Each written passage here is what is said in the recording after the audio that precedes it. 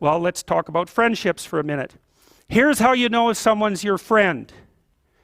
A, you can tell them bad news and they'll listen. They won't tell you why, you're stupid and why that bad thing happened to you and how something worse happened to them once and, derail the whole conversation. You can actually tell them bad news and they'll listen. So that's a good thing. And then this is a weirder thing. You can tell them good news and they'll help you celebrate.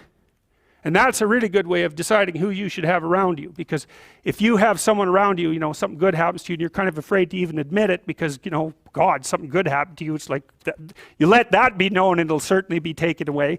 So, you come out and you sort of tell someone half-heartedly that something good happened to you and they give you a whack and then talk about, the great thing that happened to them 3 years ago. Or worse, the great thing that happened to someone that they knew 3 years ago.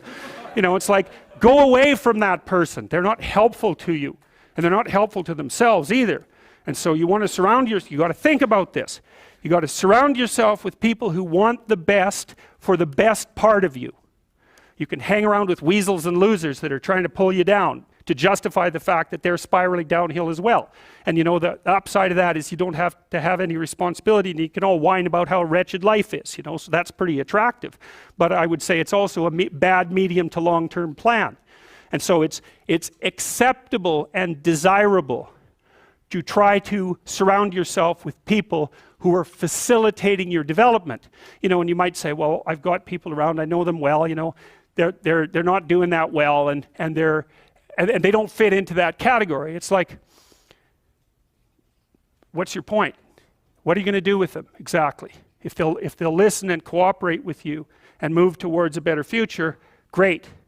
If they don't pay any attention and they keep doing the same damn things over and over and they're not going anywhere and it's painful, then maybe the proper thing to do is say, you just have your misery.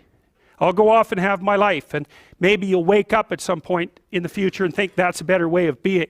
Because just putting up with it is, well, they call that enabling, right?